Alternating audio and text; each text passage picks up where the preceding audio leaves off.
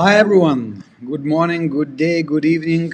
I don't know how about your country, but in our country it seems that spring changed the time with winter because actually it's so cold that I couldn't even imagine that now it's already May, not even March or April.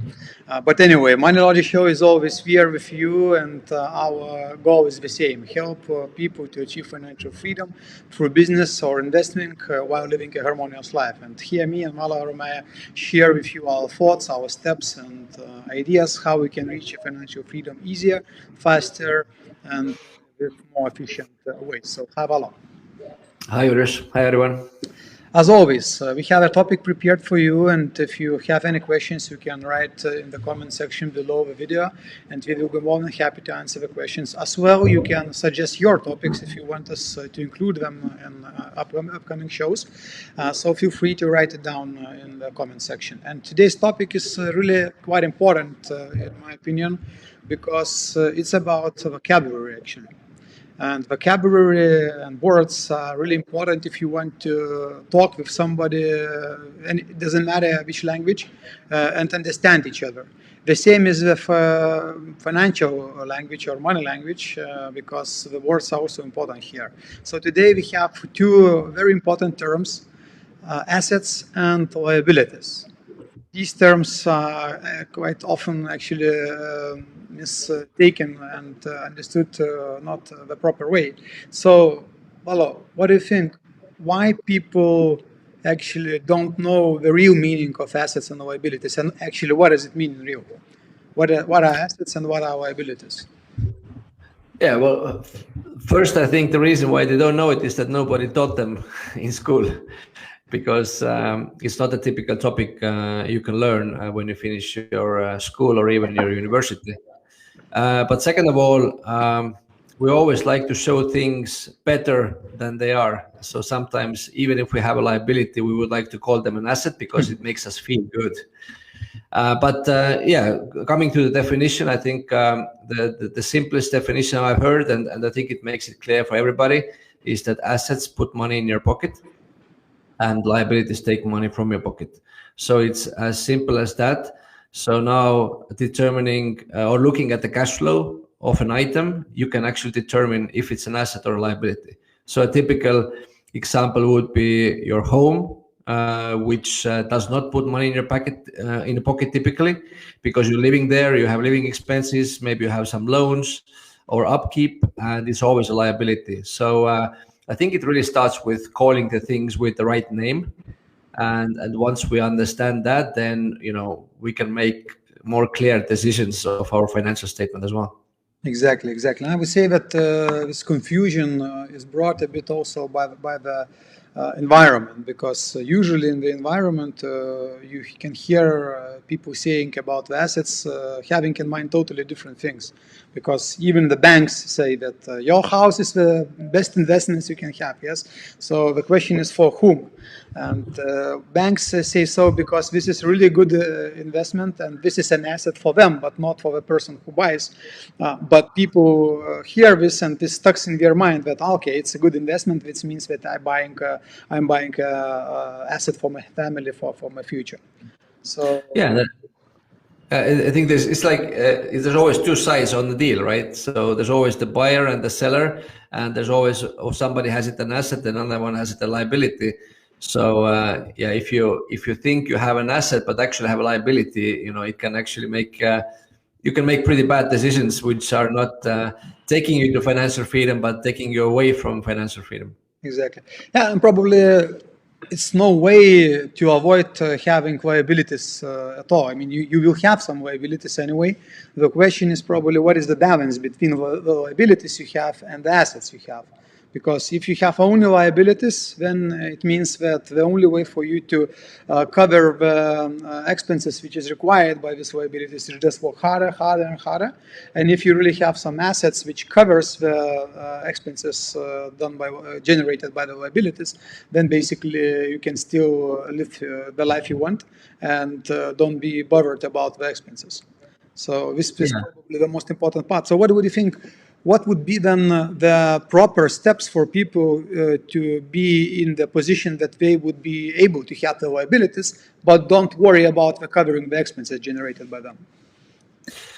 Yeah, I mean, again, it's quite easy. It's having assets before liabilities, and this is normally the opposite what people have. So if you look at the Exactly. typical financial statement of middle class, then usually, the salary comes in, pays off the liabilities, and then what's left, you will spend it on other living expenses, and then at the end of the month, you may have nothing left. So if you start to have assets before liabilities, and then making sure that there's an asset that covers exactly this liability, then it makes much more sense because there's less risk.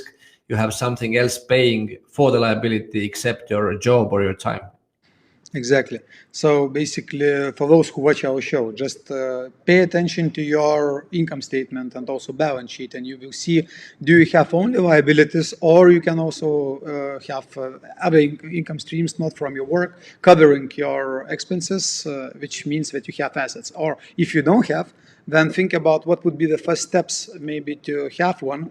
Or it's also sometimes possible to convert your liability to the asset, and this will be your first step, because let's say if you have a car which now is just staying in your garage because you have two, this means that you can rent out one car, and it will start generating you a passive income from rental of a car. The same is with real estate or any other things you can have.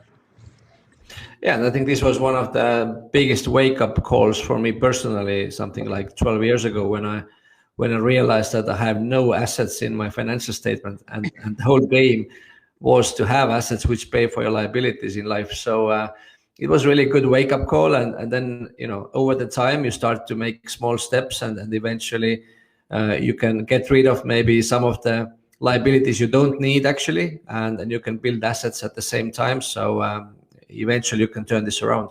So when you got this wake-up call, what was your basically steps, how you changed this situation? Maybe you can share some steps from this past.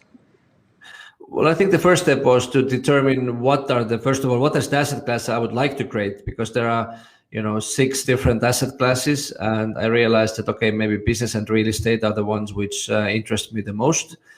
So I was intentionally thinking, okay, what is the business I can create, and then how can I rent out real estate or have more real estate for rental, and at the same time also looking at how can I get rid of the biggest liabilities I had.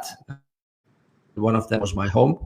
So this was a big change, something like 3 years later, when I basically rented out my home and moved to a rental apartment, which was a kind of, it was like a step back financially.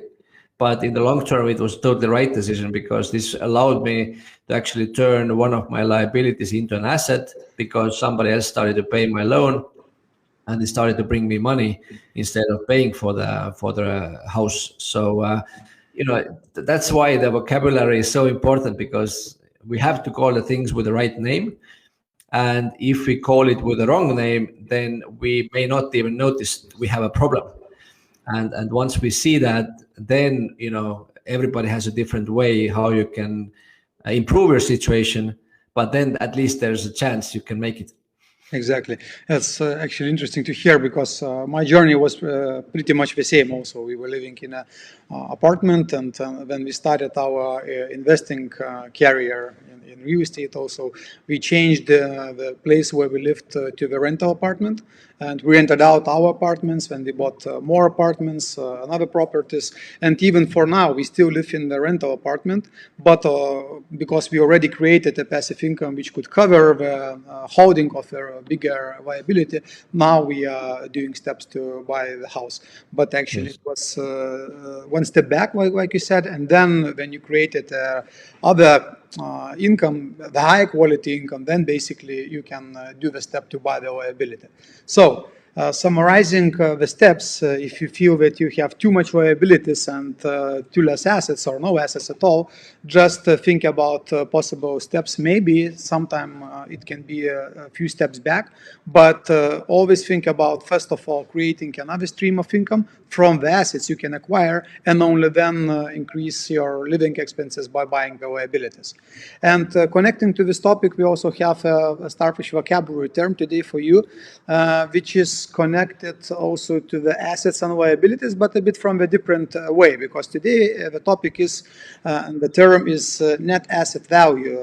The abbreviation is NAV, which basically represents the net value of an entity. Usually it is used in mutual funds or other investment funds, and it's calculated pretty simple, just taking the value of all the entity's assets minus the total value of its liabilities. And in the mutual funds case, usually the number is presented as a net asset value per stock. So it means that the amount which is calculated is divided by the number of stocks of this mutual fund or another investment class. And if you will see this number, you will know that it is actually the difference between the assets held by the entity minus liabilities we have. But if you would like to calculate the same net asset value for yourself, because you can do it also just without dividing to the stocks, just take the number, the value of assets you have and deduct the liabilities. Probably the important part is to understand what to put to the asset column, because you can put not the right things there. Yeah, I mean, it's really, there's only two changeables in the formula. So if you put wrong things there, then you can get totally wrong net asset value. So yeah, if you have a home where you're living and you're considering, for example, as an asset, then there's already a big mistake in the calculation. So yeah, let's look at really, so what are the things putting money in your pocket minus the things which take money from your pocket, and then we can see what is the true net asset value we have. Exactly. That's why even in our income statement, which we usually ask people to fill in, and it's the same also used by Rich Dad, basically there is difference between net worth calculated by Starfish Academy and net worth calculated by the bank. Because if you would take in the asset column your home, car probably, then basically the net worth would be higher than it actually is in real. Because if you take only the things which is real assets, then you will see the real numbers here, and this is very important. It doesn't matter what the numbers are, because this is just your current situation, and you need to know where you are now if you want to change the situation in the future. So just understand this difference and make these small changes to adjust the situation if the one you have now is not okay for you. Yeah, and then besides, I would say besides the house, the typical mistake is a car, because also people consider it as an asset, but actually it's not, because it's only taking money from your pocket unless you rent it out.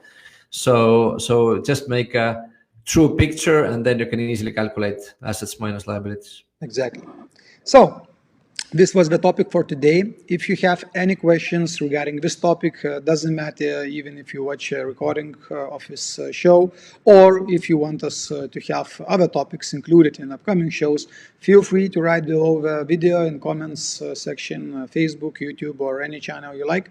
And by the way, if you want to follow us, you can also join Instagram, YouTube, or Facebook. Just find Starfish Academy there, follow us, because not only Moneylogy shows are there, but other content related to the investing, entrepreneurship, personal finances, which may be interesting and valuable for you. So feel free to follow us, share the content with your friends, show us that it's important for you, and we will meet you on other shows in next week, the same time and the same day. Thank you for sharing your thoughts, Valo, and thank you everyone for watching. Thank you. Have a great week. Bye-bye.